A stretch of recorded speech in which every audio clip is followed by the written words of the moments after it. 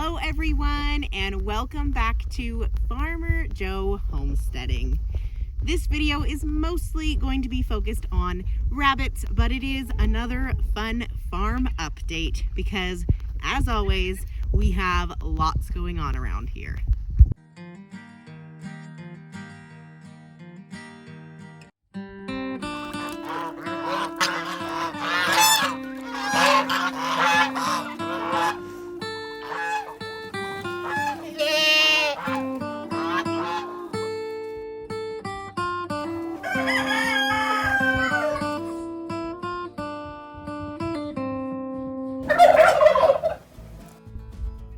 What you doing?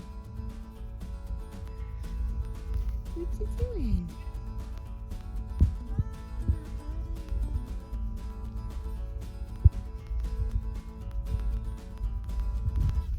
So little Missy here has been getting a lot more halter lessons and a lot more handling. So I am hoping to get a video put out of that for you guys and kind of show you what we're up to with Miss Betty in doing some training to turn her into a milk cow one day. Hello you. Did you figure out how to get out of the gate?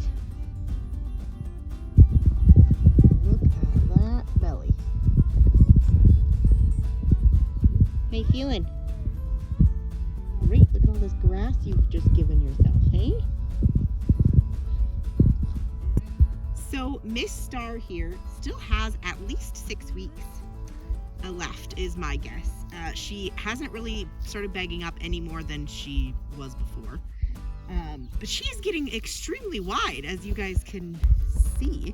She just keeps getting bigger and bigger. So my prediction for Star this year is triplets. She's quite a bit bigger than she was last year with twins, and with 6 weeks left in her pregnancy and her looking as big as she is, that's my prediction. So make sure you comment below and tell me what you think, because it's fun to guess at it, and I'm pretty excited about her babies. One thing that is kind of sad with the Sonnets is that they'll always be white. So she's half Sonnet. She bred to our purebred Billy Buddy, who is Sonnet. So there's like a 99% chance that the babies will be pure white.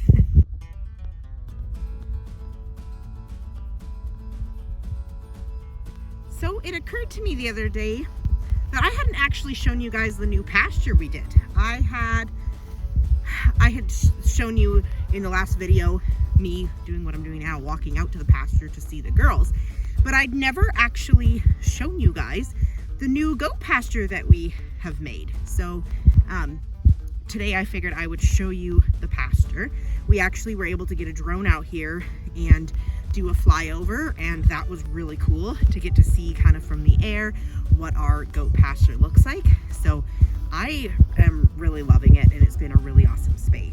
So the new pasture is split into 2 sections and is connected to the space that they already have, because then it makes it easier to run the girls out. It is in 2 sections so that I can move the girls around and cycle them through to give the pasture a break, and makes it easier for us to do some rotational grazing with the goats.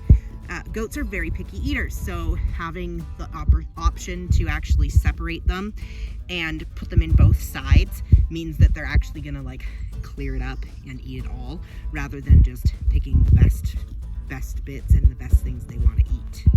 So from this corner of the pasture, they have all this space. So the fence goes behind that truck, and then the corner that goes back into their pen is over there. There's my girl. Mama! Is that grass tasty? You're loving the new pasture, hey? Yeah, you sure are. So we actually also have a bunch of our neighbors' goats here too, because our girls were not eating the pasture down much, so it was a good opportunity to bring them out and let their goats enjoy our fresh green grass as well. And I'm loving having all of the extra goats around. It's definitely been a lot of fun seeing a nice full pasture. Our other goat news before I forget. So all the girls are starting to look pregnant. Mama's definitely looking pregnant. Luna's starting to look pregnant and get a bit of a bag. Mama's still milking like 3/4 of a gallon every other day, so can't really decide if she's bagging up or not. Her milk does taste funny though. Her milk is changing flavor, and I think that has to do with her pregnancy hormones. So that's also happening right now with the goats. And we were gonna go pick up our new Billy and bring him home, and we were a little bit too slow, and the neighbor had her baby, so we were super excited for them. But now we're waiting a little bit longer till we can go pick him up. We're also supposed to pick up our other doeling that we purchased this year, and we didn't get around to doing that this week either. So hopefully we can get all of our goats that we have purchased back to the farm one of these days. We do get to enjoy all of these goats though. That's been fun. There's Luna. Luna, what are you doing? See that belly? Doesn't have to quite walk around it like her sister yet, but it's definitely coming. For those of you who haven't been following us for long, Luna actually gave us a single last year, and he was a brute. We actually have that filmed. Farmer Joe and I had to assist in that one. She's already looking a little wider, so I'm hoping that since she's already looking bigger and she isn't due till August, that she will give me more than a big single buckling.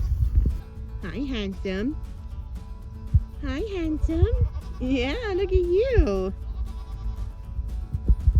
You're so handsome. Here, you're growing.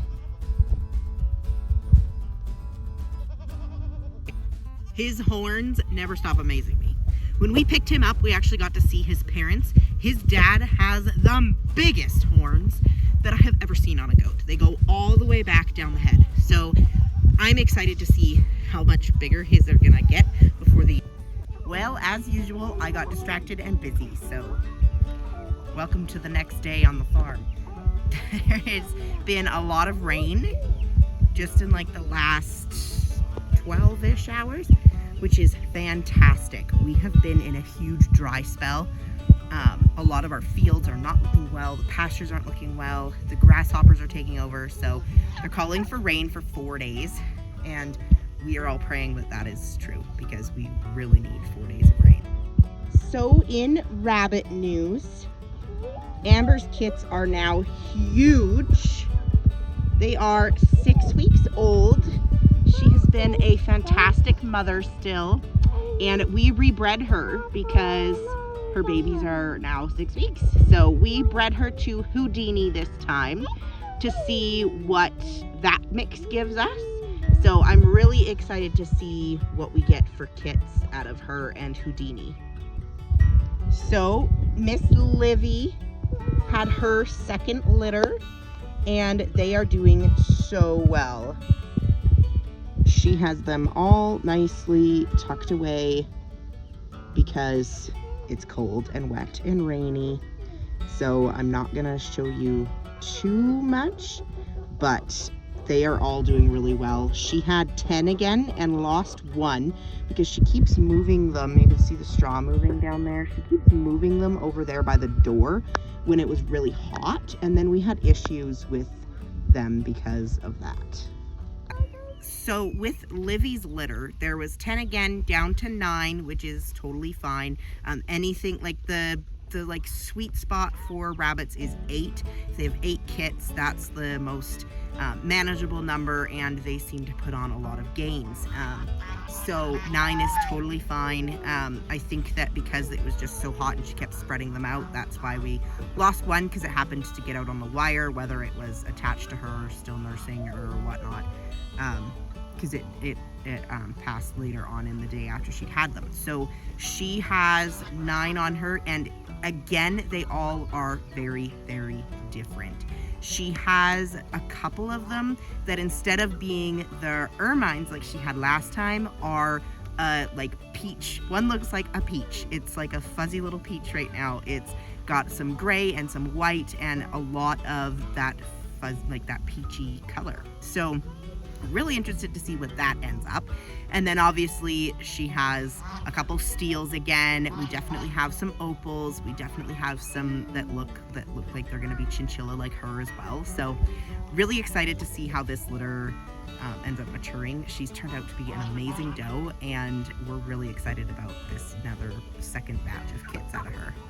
Next up is Miss Twilight. So Miss Twilight also gave us a beautiful litter, and she also had 9 kits. So we had a total of 18 kits in 24 hours here on the homestead. So Twilight's kits, out of the 9 of them, she has 1 white and the rest are black. I have a feeling a lot of the blacks are steel. So we'll see how they all end up maturing and looking as they grow. Houdini is a self blue, so he throws steels, and then we don't really know the coloration for Miss Twilight here. I think that she's probably like a silver tipped steel, but she just doesn't have a lot of the tipping. It's quite a bit, she has quite a bit less tipping than you typically see. So I think that that's probably what she is. So I was expecting some really cool colors out of this combo, and so when I went through the nest and there was 8 black kits, I'm really surprised, honestly. So I'm looking forward to seeing what exactly these babies are as they mature, because the tipping tends to develop a little bit later. She has been a fantastic mother. She built them a beautiful nest. She's been very attentive, and they are growing like crazy. So I'm actually really, really impressed with her and her mothering, and she actually bred fairly easy once we waited till the sunshine was nice and there was enough daylight hours. It seems like that's just kind of the ticket we needed, and she bred right away. Our little juveniles here have been fighting like crazy, so I'm gonna need to get working on another hutch here soon to get all these girls separated, because they are just being little pickles lately and really fighting and pulling each other's hair out. So that's kind of it for rabbit news. We had 2 new litters that are looking amazing, 18 new kits total, and the other kits from Amber are still growing really well and looking really nice. So that's what's happening here in the rabbitry part of the homestead. Is it wet, my girl? There. Are you wet? Are you wet? So for the chickens, I had put all of the grow outs in the other coop, and then the wind blew the board down and half of them migrated back to the leg bar coop. So now we have a bunch of grow outs in our coop again with the leg bars. So now I'm trying to decide, like, there is a lot of cockerels, which happens, and it's really hard to like count out what's what. So I'm debating if I want to just put cockerels in one coop and new pullets in one coop. And I haven't decided if I want to put new pullets here with Goliath's clan or the roosters with Goliath's clan. So I need to do some thinking and decide where I want to put the juveniles and how I'm going to keep them all separated. The pullets seem to be a lot less stressed when they don't have to compete for food with the cockerels.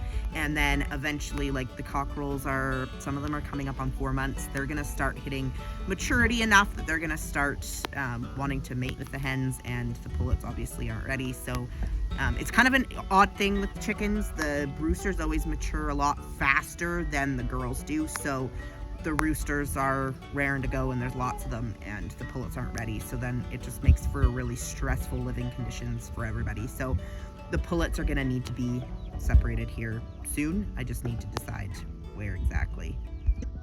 Other than that though, the leg bars are all still here, and the only change we've had is I have removed all of the opals. So I only have my golden girls in here, and we have also in here a couple of the cuckoos. I have about half of the cuckoos. I don't know where they are now. Oh, they're all over here. I have about half of the cuckoos in this coop as well. So things that have changed since my last big farm update video, we ended up selling a bunch of birds. So we sold a tom, so we only have one tom left on the farm, which has been so weird. I was so used to having all the boys. So we got one tom left, and then we sold a whole bunch of chicks. So the chick coop is totally rearranged again. And then we rearranged all of our breeding pens. We had to get rid of some roosters, so we definitely changed. So this coop has whatever of the grow outs that didn't escape, plus some of the cuckoos. The cuckoos is probably the pen that has changed the most. So we ended up having to cull both of our cuckoo Mirand roosters. We had some issues with both of them. I talked about it a little bit, that we had some issues with one of the cuckoo roosters constantly attacking me. And it got to a point where he would get me every time I went in that coop. He was on it and he was super aggressive. And I tried a lot of the different techniques to try and like get them, you know, to where they stop, and it was too far gone. Usually by his age, like if he wasn't gonna calm down into the summer, he wasn't gonna calm down at all. And seeing him get worse and worse and worse was a good indicator to me that he needed to go. There was no way he was gonna be worth it to keep around, and I couldn't let my kids in this coop, so he had to go. The second one, he ended up with an infection in his foot, and there was no lesions, nothing, but his bones were starting to rot from the inside out. So I think that he lost a tip of a toe over winter when it was really, really cold, and I think that he might have gotten an infection in the bone. That's the only thing I can think of, because there was no marks, no scrapes, nothing. His foot was just always really, really swollen and hot, and his toes started not working properly. So we made the decision to cull him because there wasn't anything I could do for him, and so it just was the best option. So we have a bunch of cuckoo grow outs that I saved, and I did, after I'd culled the roosters, I put some of my absolute favorite eggs from the cuckoos in the incubator, and we're gonna keep some of them as well. So we'll make our own roosters. We have 2 genetic lines in this flock, and one of our most of our flock actually came from a hatchery, which usually has like hundreds of hens and however many roosters. So the probability of them being closely related is pretty far-fetched, so I'm not super concerned keeping a rooster from our own. They are such a hard breed to come by that it's not even that I could just find one somewhere, because nobody else really has them. So we're gonna get our own roosters, and that way I know exactly what eggs they came from as well, and then I know that they're gonna produce really nice offspring and really nice pull. I don't have a ton to share on the black copper Mirands because they really are just doing their thing. We are still having egg eating issues, and I noticed that the production is starting to dip off, so I'm hoping maybe with this cooler weather it'll get them in the mood again. So I did give them some soaked feed. This flock has changed up quite a bit as well. So we still have our golden girls in here, but we added all of our opals. So all of our opal girls have been added to this coop with the black copper Mirands, who looks like a drowned rat right now. And then we also have all of our little olive egger pullets in here. So we have quite a few of the pullets in here as well. So this is our olive and sex link pen. And so far they've been doing really, really well. So the goose flock. The geese have been giving us quite a bit of trouble. Our fertility started out the year not great, and I'd been talking about it quite a bit on the channel. That we were hoping it would get better, and it never did. It actually got way worse. So our fertility dropped down to 0 2 months ago, and I kept like being hopeful and adding eggs, and I finally got to a point where it was just not getting better. So I contacted a breeder that I happened to get dog from, our gander, and she actually is having the exact same problem. None of her eggs are fertile, none of her eggs are developing. So Very interesting why this is happening. So I contacted, I had actually somebody reach out that had bought geese for me, and we were chatting about it, and he offered to give me a gander that he had hatched from eggs from me this year. And his gander's actually already like 4 months old. So I think we'll be taking him just as a backup, because I don't want to risk having this low fertility problem again next year. And if it's size, we need to, I don't want to risk it. I don't want to go through another year with no goslings or low goslings. So we're going to be bringing in another gander just as a backup in case next year doesn't go very well. The turkeys, I forgot to mention the turkeys while we were up there. So obviously we got rid of a tom. We do have some really exciting news with our turkeys. So make sure, if you are curious, to subscribe and follow our channel. Next week we will have a really cool announcement for our turkey flock. Well guys, the no-till garden is amazing once again. I have so much coming up. It's doing so well, and I am so excited with another year of this garden. We have quite a few beans that came up, lots of peas. My little helpers helped me plant the peas, so there is peas everywhere, which I just love. So our pumpkin patch is working really well, so I'm really excited to see the pumpkins in there and hopefully contain them so they don't take over like they did last year. And we finally got the greenhouse planted, so now I've got plants in the greenhouse. My next project is getting rid of all this grass on the edges. I need to get my weed whacker out here soon and cut that back, and I'm hoping to put some cardboard down to just keep that quack grass from invading the garden like it has been trying to do. Obviously my garden definitely needs weeded. I knew that. There's lots of pigweed in it because it's manure fresh from the pasture. So this happened last year too. Once this first layer is weeded off and I put the mulch down, then we're good to go. So I just need to get rid of the carpet that's overtaking everything, and then it's good. But I had to wait for my seeds to come up so that I knew everything was good to go, because I didn't want to be pulling up my new seedlings. Okay, don't do that. Okay, I can go home.